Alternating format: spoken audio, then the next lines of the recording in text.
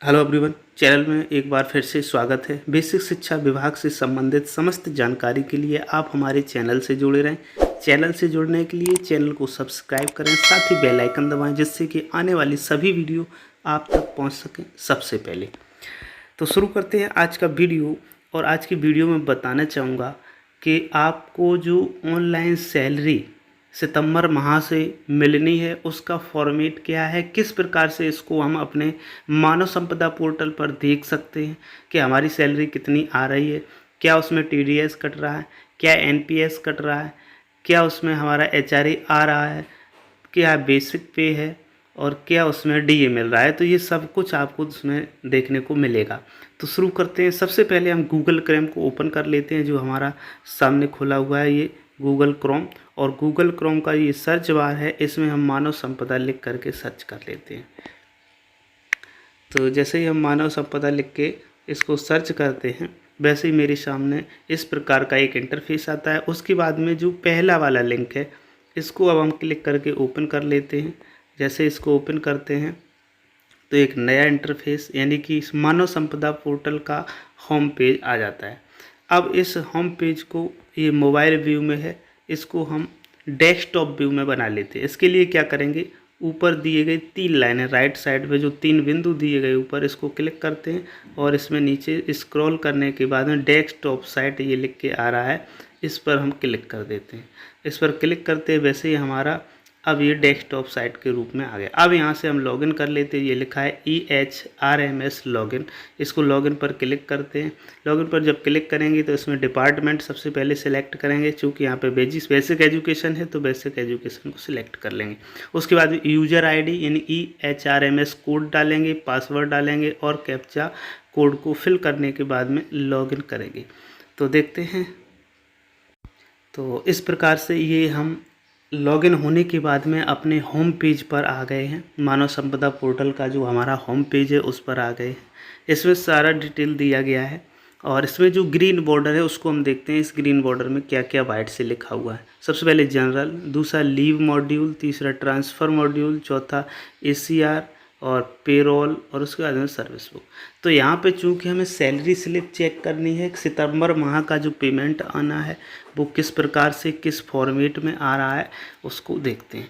तो पेरोल जो इसमें लिखा है उस पर हम क्लिक करते हैं। जो पेरोल आपको ये लिखा मिल रहा है, इस पर हम क्लिक करते हैं। पेरोल पर क्लिक करते हैं तो इस प्रकार का ये इंटरफेस सामने आता है। अब इसमें ये लिखा है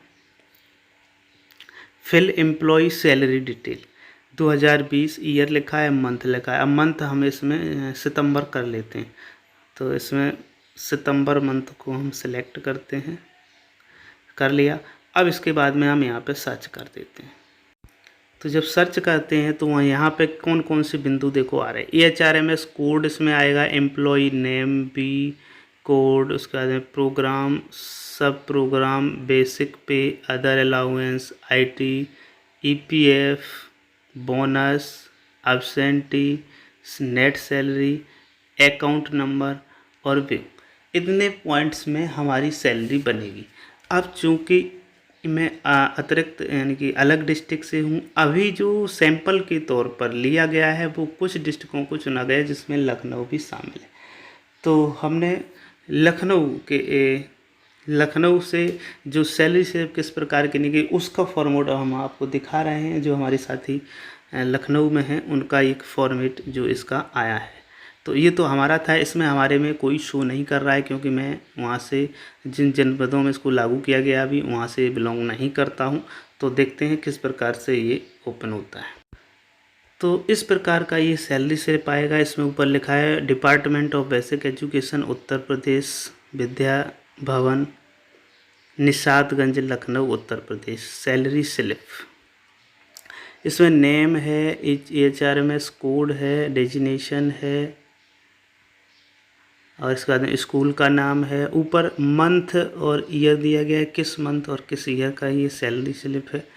और उसके बाद में फिर नीचे देखते हैं, इसके बाद में डेट दी गई है, अकाउंट नंबर है, पेमेंट मोड है, बैंक है और उसके बाद में बेसिक कितना मिलना है, DA कितना मिलना है, CCA कितना है, अदर अर्निंग यदि कोई है तो वो लिखी होगी। उसके बाद में ग्रेड कौन सा है और HRA कौन सा है, और उसके बाद में जो भी इसमें इम्पोर्टेंट पॉइंट्स हैं वो सभी लिखे हुए हैं। उसके बाद में डिडक्शन की बात कर लेते हैं। तो डिडक्शन में देखते हैं कौन कौन से डिडक्शन हैं।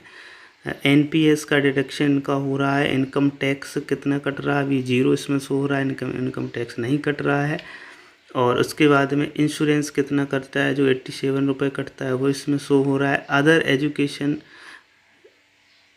डिडक्शन यदि होता है ये भी नहीं हो रहा है। तो इस प्रकार से टोटल अर्निंग इसमें लिखी हुई, उसके बाद टोटल एजुकेशन लिखा हुआ है, और उसके बाद में नेट जो पेएबल अमाउंट है वो लिखा हुआ है। तो टोटल डिडक्शन, अदर डिडक्शन ये था, सॉरी, और इसके बाद में टोटल डिडक्शन की बात है। तो इसमें सब कुछ पूरा डिटेल इस प्रकार से आपको सैलरी स्लिप में मिलेगा।